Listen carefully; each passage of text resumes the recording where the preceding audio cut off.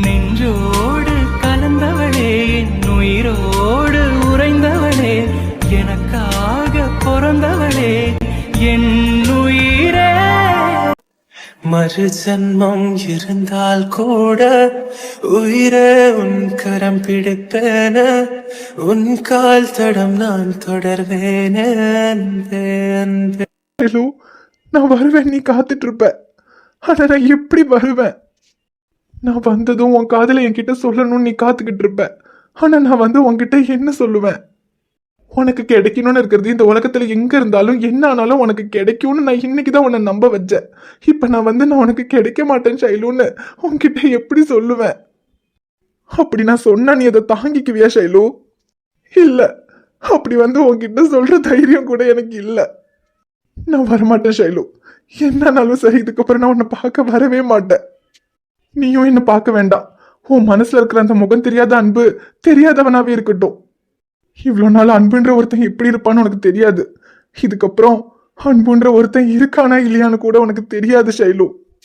என் மின்னல், இன்னைக்கு நீ என்னை காதலிக்கிறேன்னு சொல்லிட்டேன்னா அதுக்கப்புறம் உன்னை எப்படியெல்லாம் காதலிக்கணும், உன்னை கல்யாணம் பண்ணிக்கிட்டு உன் கூட எப்படியெல்லாம் வாழணும்னு நிறைய கனவெல்லாம் கண்டு வச்சிருந்தேன் மின்னல். இப்ப அது எதுவுமே இல்லைன்னு என்னால ஏத்துக்கவே முடியல மின்னல். எனக்கே இப்படி இருக்குன்னா உன்னால நிச்சயமா இதை தாங்கிக்க முடியாது. ஏற்கனவே அம்மா அப்பா உன்னை விட்டு போயிட்டாங்க.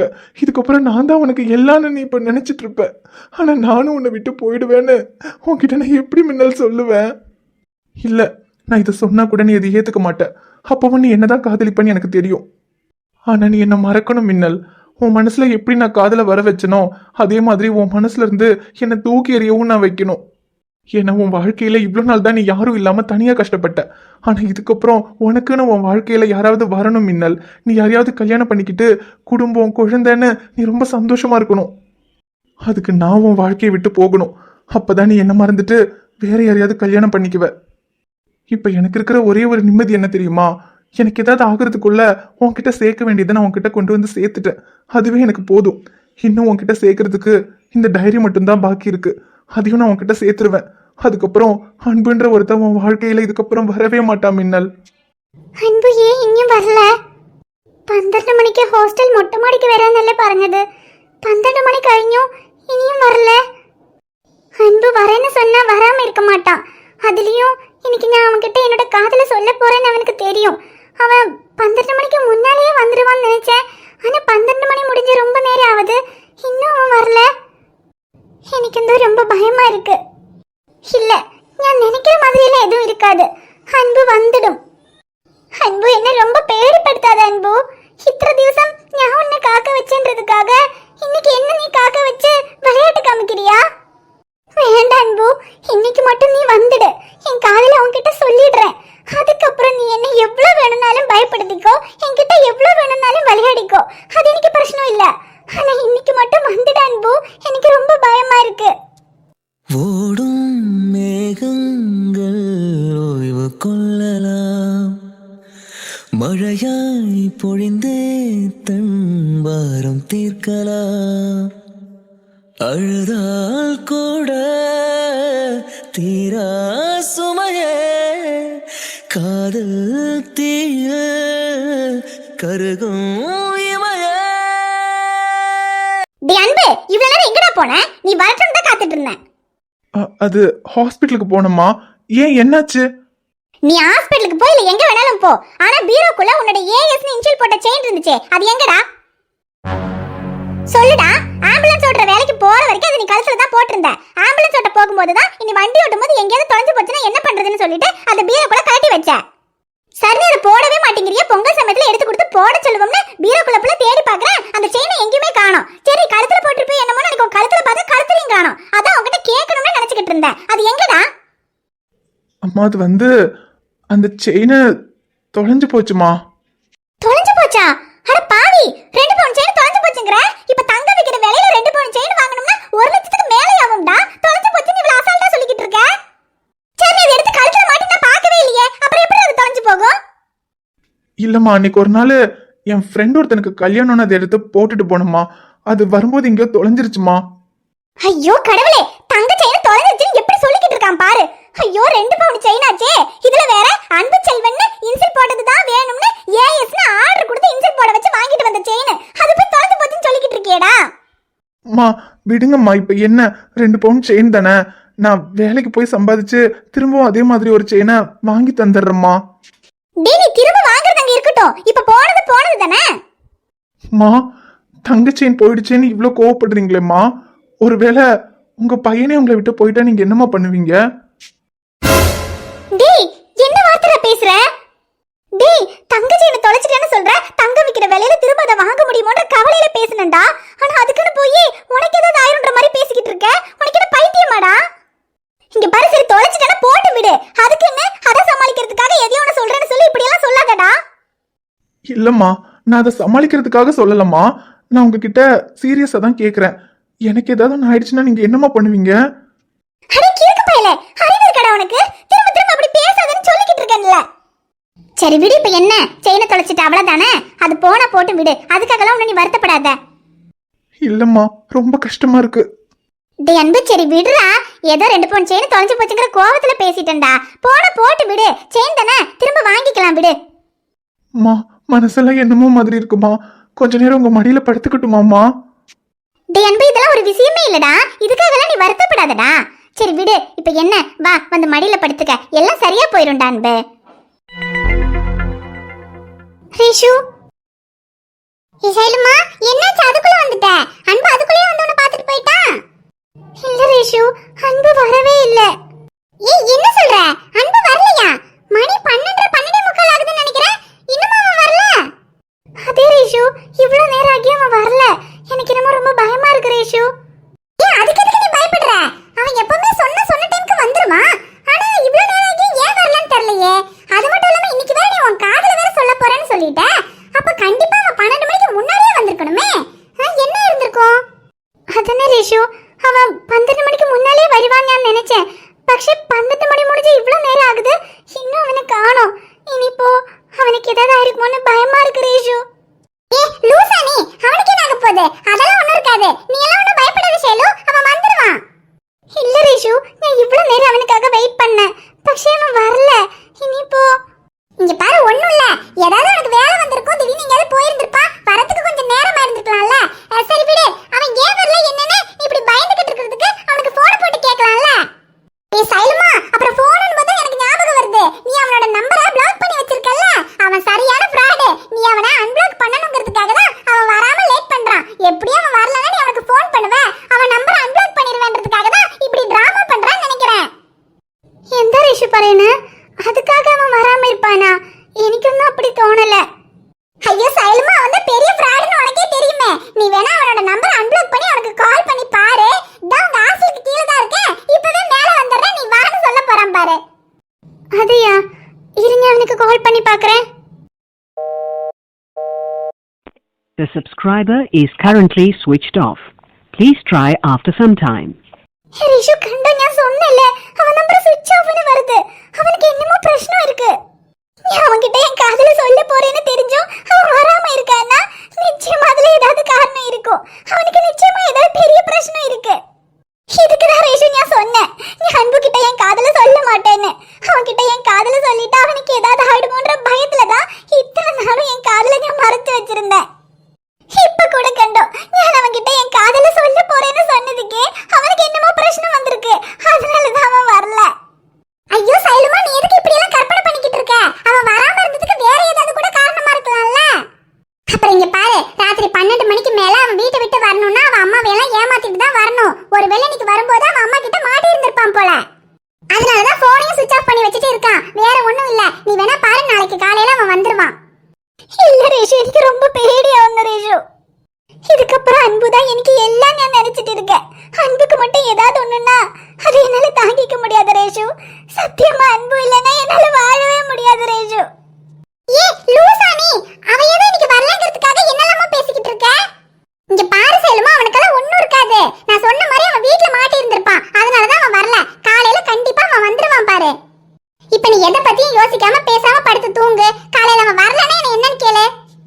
ரேஷு, நிஜமாவே காலையில அவன் வந்துருவான்ல ரேஷு? ஐயோ சைலுமா, கண்டிப்பா வருவான். அவன் எப்படி உன்னை பார்க்க வராம இருப்பான்? இன்னி வரைக்கும் என்னைக்காவது உன்னை பார்க்க வராம இருந்திருக்கானா? நீ வேணா பாரு, காலையில கண்டிப்பா அவன் வருவான். இப்ப நீ பேசாம படுத்து தூங்கு. காதல் காதல் காதல் காதல் காதல் இனித்திடும் நரகமா காதல் காதல் வலித்திடும் சொர்க்கமா கண்களில் பொங்கும் நீரில் காட்சியும் மறைந்து போகும் காதலின் மடியில் தானே இறுதியாய் இதயம் தூங்கும் பூவை காட்டி முல்லை விற்றாய் காதலே தெய்வம் கருணை கொண்டா வெல்லும் காதலே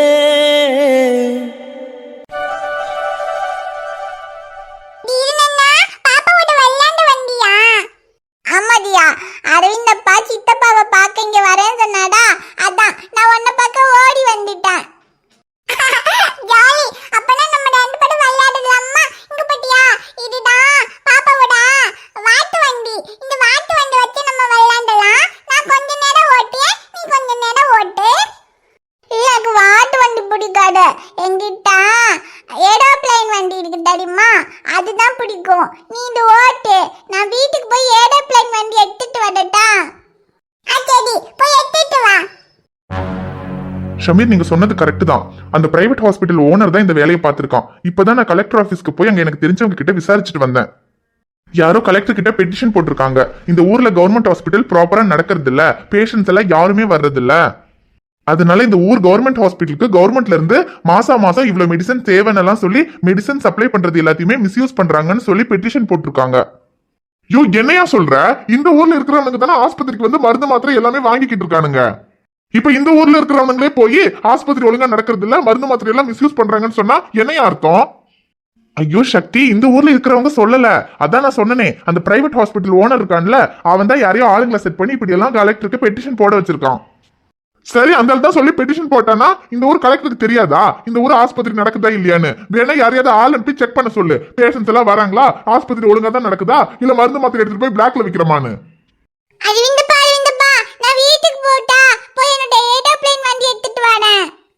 தீரா, அப்ப முக்கியமா பேசிட்டு இருக்கேன்ல, நீ ரியா கூட விளையாடு. இப்பெல்லாம் போக முடியாது, நம்ம கொஞ்ச நேரத்துக்கு அப்புறம் போய் எடுத்துட்டு வரலாம். சரி அப்பா. ரியா, அப்பா இப்ப போக முடியாது சொல்லிட்டாங்க, என்ன பண்ணுது? சரி தீரன், பரவாயில்ல, நம்ம இந்த வாட்டு வண்டி வச்சு விளையாடலாம். நம்ம அப்புறமா போயிட்டு லேலா பிளான் எடுத்துக்கலாம். சரி. ஷமீர், இந்த பெட்டிஷனுக்கு கலெக்டர் ஆக்ஷன் எடுக்காம இருக்க முடியாது. அதனால இந்த ஊர்ல கவர்மெண்ட் ஹாஸ்பிட்டல் ப்ராப்பரா தான் நடக்குதா, பேஷண்ட்ஸ் எல்லாம் வராங்களா, மெடிசன்ஸ் எல்லாம் ப்ராப்பரா யூஸ் பண்றாங்களான்றத கவர்மெண்ட்ல இருந்து ஒரு ஆள் அனுப்பி செக் பண்ண போறாங்க. பண்ணட்டுயா, அப்ப தெரியும்ல, அப்ப இந்த ஆஸ்பத்திரி ஒழுங்கா தான் நடக்குது, வர்ற பேஷண்ட்ஸ்க்கு எல்லாம் ஒழுங்கா மருந்து மாத்திரை எல்லாம் கொடுக்குறோன்னு. அது தெரியும் சக்தி, ஆனா அதுல வேற ஒரு பிரச்சனை இருக்கு. இன்னும் என்னையா பிரச்சனை? ஷமீர், உங்களுக்கே நல்லா தெரியும், ஒரு ஹாஸ்பிட்டல்ல ஒரு டாக்டர் இருந்தாங்கன்னா கண்டிப்பா வர லேடி பேஷண்ட்ஸை செக் பண்றதுக்கு ஒரு லேடி டாக்டரோ இல்லைன்னா லேடி நர்ஸோ கண்டிப்பா இருக்கணும்னு. ஆல்ரெடி பிரைவேட் ஹாஸ்பிட்டல் ஆளுங்களால தான் இங்க ஹாஸ்பிட்டலே நடக்காம இந்த ஹாஸ்பிட்டலையே மூடி வச்சிருந்தாங்க. அதுக்கப்புறம் நம்ம தான் என்னெல்லாமோ பண்ணி கடைசியில ஹாஸ்பிட்டலை ஓபன் பண்ணி நீங்க இந்த ஹாஸ்பிட்டலுக்கு டாக்டரா வந்தீங்க. அப்ப கூட இந்த ஹாஸ்பிட்டல்ல ஒரு லேடி டாக்டரோ லேடி நர்ஸோ கண்டிப்பா இருக்கணும்னு தான் சொல்லியிருந்தாங்க. அப்புறம் சரி, சீதாவும் நர்ஸ் தானே, யாராவது லேடி பேஷண்ட்ஸ் வந்தாங்கன்னா நம்ம சீதாவை வச்சு பாத்துக்கலான்ட்டு தான் நான் எனக்கு தெரிஞ்ச ஆளுங்களை வச்சு கவர்மெண்ட்ல சொல்லி ஒரு லேடி நர்ஸ் இருக்காங்கன்னு சொல்லி ரெடி பண்ணி வச்சிருந்தேன். இப்ப கூட லேடி பேஷண்ட்ஸ் யாராவது வந்தா சீதா தான் வந்து பாக்குறா. ஆனா அதெல்லாம் செக் பண்ண வர்றவங்களுக்கு தெரியாதுல்ல. அதுக்கு என்னையா, என்ன ஒரு வாரம் செக் பண்ணுவாங்களா? அந்த ஒரு வாரத்துக்கு சீதாவை வர சொல்ல வேண்டியதுதான். இல்ல சீதாவால முடியலன்னா, டே மச்சான், ஐஷுவும் டாக்டருக்கு தானே படிக்கிறா, அவங்க செக் பண்ண வர டைம்ல ஐஷுவையும் வர சொல்லலாம்ல. சக்தி, நான் சொல்றது உங்களுக்கு புரியல. ஷமீர், உங்களுக்கு புரியுதா? புரியுது அரவிந்த். என்னடா புரியுது? எனக்கு ஒன்னும் புரியல, தெளிவா பேசுங்கடா. ஐயோ சக்தி, ஒரு வாரம் இங்க கவர்மெண்ட் ஹாஸ்பிட்டல் ப்ராப்பரா நடக்குதான்னு செக் பண்றதுக்கு கவர்மெண்ட்ல இருந்து அனுப்புற ஆளு வெறும் கவர்மெண்ட்ல இருந்து வர ஆள் மட்டும் கிடையாது. அது அந்த பிரைவேட் ஹாஸ்பிட்டல் ஓனர் செட் பண்ண ஆளா தான் இருப்பான். இங்க ஹாஸ்பிட்டல் ப்ராப்பரா நடக்கிறது இல்ல, பேஷண்ட்ஸ் எல்லாம் யாருமே வர்றது இல்ல, லேடி பேஷண்ட்ஸை செக் பண்றதுக்கு லேடி ஸ்டாஃப்ஸ் யாரும் கிடையாது. கவர்மெண்ட்ல இருந்து ப்ரொவைட் பண்ற மெடிசன்ஸ் எல்லாத்தையுமே மிஸ்யூஸ் பண்றாங்கன்னு மட்டும் வர்ற ஆளு ரிப்போர்ட் கொடுத்துட்டான்னு வச்சுக்கோங்க. அதுக்கப்புறம் கவர்மெண்ட்ல இருந்து இந்த ஹாஸ்பிட்டலுக்கு பண்ற மெடிசன் சப்ளை எல்லாத்தையுமே ஸ்டாப் பண்ணிடுவாங்க. இதுக்கு முன்னாடி எப்படி இங்க கவர்மெண்ட் ஹாஸ்பிட்டல் இல்லாம பூட்டி வச்சிருந்தாங்களோ அதே மாதிரி கவர்மெண்ட் ஹாஸ்பிட்டல் இல்லாம போயிடும். யோ, என்னையா சொல்ற? அப்ப இந்த பிரைவேட் ஹாஸ்பிட்டல் ஓனர் அனுப்புற ஆளுன்னு சொல்ற, அவன் கண்டிப்பா இங்க ஹாஸ்பிட்டல் ஒழுங்கா நடந்தாலும் இல்லன்னு தானே போய் ரிப்போர்ட் கொடுப்பான். ஆமா சக்தி, நானும் அதான் சொல்றேன். இப்ப பேஷண்ட்ஸ் எல்லாம் வராங்க, அப்புறம் ஒரு லேடி ஸ்டாஃப் இருக்காங்கன்றதுக்கு நம்ம சீதாவையோ ஐஸ்வர்யா கூட கொண்டு வந்து ஒர்க் பண்ண வைக்கலாம். ஆனா அது பிரச்சனை கிடையாது, வர்றவனை சமாளிக்கணும். அதுதான் இப்ப இங்க பிரச்சனை. டேய் மச்சான், அரவிந்த் சொல்ற மாதிரி வரவனை எப்படிடா சமாளிக்க முடியும்? சமாளிக்கணும் சக்தி. வர்றவனை எப்படியாவது கரெக்ட் பண்ணி இங்க ஹாஸ்பிட்டல் ப்ராப்பரா தான் நடக்குது, இங்க பேஷண்ட்ஸ் எல்லாம் வராங்கன்னு சொல்லி ரிப்போர்ட் கொடுக்க வைக்கணும். அதான் ஷமீர், வர்றவன் எப்படிப்பட்டவன் நமக்கு தெரியாது. ஆனா இப்படி ஒரு வேலை பார்க்க வரானா நிச்சயமா அவன் நேர்மையானவனா இருக்க மாட்டான். அதனால நான் என்ன யோசிச்சேன்னா, இப்ப வர்றவனை நம்மலாம் என்னதான் பேசினாலும் கரெக்ட் பண்ண முடியாது. ஆனா இதே ஒரு பொண்ணு கொஞ்சம் நைஸா பேசினா எப்பேற்பட்டவனா இருந்தாலும் கொஞ்சம் ஸ்லிப் ஆவான்ல. அப்படி அவன் கிட்ட நைஸா பேசி ரிப்போர்ட்டை நல்லபடியா கொடுக்க வச்சிடலாமேன்னு யோசிச்சேன். யோ சூப்பர்யா, நான் கூட போலீஸ்காரனா இருக்கேன், நல்லவனா இருப்பேன்னு நினைச்சேன். எப்படி யோசிச்சிருக்க பாரு நீ. மச்சான், அரவிந்த் சொல்றது கரெக்ட் தான். பொண்ணுன்னா பேயும் இறங்கும்னு சொல்லுவாங்க. வர்றவன் இறங்கி நமக்கு நல்லபடியா ரிப்போர்ட் கொடுக்க மாட்டானா? இப்ப நம்ம என்ன பண்றோம்னா, இப்போ ஹாஸ்பிட்டலுக்கு எப்படியும் ஒரு லேடி நர்ஸ் வேணும்னு சொல்றாங்கல்ல, ஐஷு சீதாலாம் வேணண்டா, யாராவது நைஸா பேசி கரெக்ட் பண்ற மாதிரி ஒரு நர்ஸை அப்பாயிண்ட் பண்றோம். அந்த நர்ஸை வர்றவன் கிட்ட நைஸா பேச வச்சு எப்படியாவது நல்லபடியா ரிப்போர்ட் கொடுக்க வச்சிடலாம். எப்படி? ஆமா ஷமீர், நானும் அப்படிதான் யோசிச்சேன். ஆனா வர்றவனை கரெக்ட் பண்ற அளவுக்கு அப்படி ஒரு நர்ஸை எங்க போய் தேடுறது? இல்ல இந்த மாதிரி ஒரு வேலை பண்ணணும்னு சொன்னா எந்த நர்ஸ் ஒத்துக்குவாங்கன்னு தெரியலையே. அதுவும் கொஞ்சம் யோசிக்க வேண்டிய விஷயம்தான். ஏண்டா மச்சான், இந்த மாதிரி பேசி கரெக்ட் பண்றதுக்கு உனக்கு தெரிஞ்சு யாராவது இருக்காங்களாடா? ஒரு நர்ஸ் இருக்காங்களா? அப்புறம் என்னடா, உடனே விஷயத்த சொல்லி வர சொல்றா. பேமெண்ட் எவ்வளவு வேணா கொடுத்துடலாம். இல்லடா, பேமெண்ட் எல்லாம் எதுவும் தேவைப்படாது.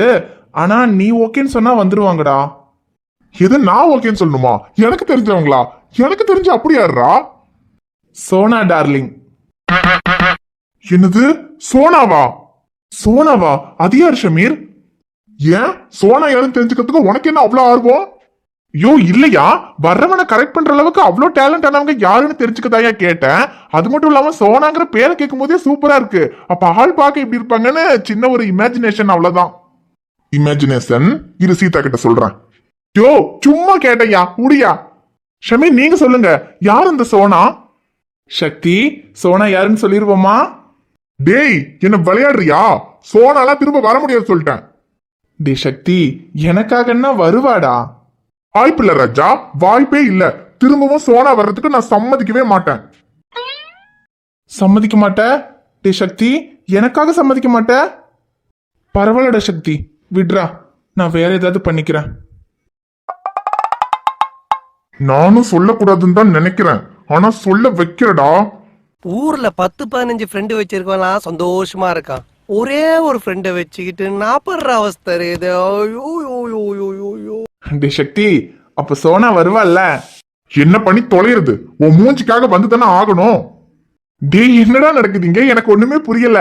சக்தி சொன்னதான் சோனா வருவான்னா அப்ப சோனாவும் சக்தியும் அவ்வளவு க்ளோஸா? ஆமா ரவீன், 2 பேரும் எவ்வளவு க்ளோஸ்ங்கிறத நாளைக்கு சோனா வந்ததுக்கு அப்புறம் தெரிஞ்சுக்குவீங்க. சோனா சோனான்னு நீங்க சொல்லும் போதே அந்த சோனாவை பக்கம் எனக்கு ரொம்ப ஆர்வமா இருக்கு ஷமீர். நாளைக்கு சோனா எப்ப வருவாங்கன்னு நானும் வெயிட் பண்றேன். வர்றவனை கூட சமாளிச்சிடலாம் போல, ஆனா சோனாவை வந்ததுக்கு அப்புறம் இவனை சமாளிக்கிறது தான் கஷ்டம்னு நினைக்கிறேன். ஒன்னும் கவலைப்படாதீங்க அரவிந்த், நாளைக்கே சோனாவை பாத்திரலாம். என்ன சக்தி?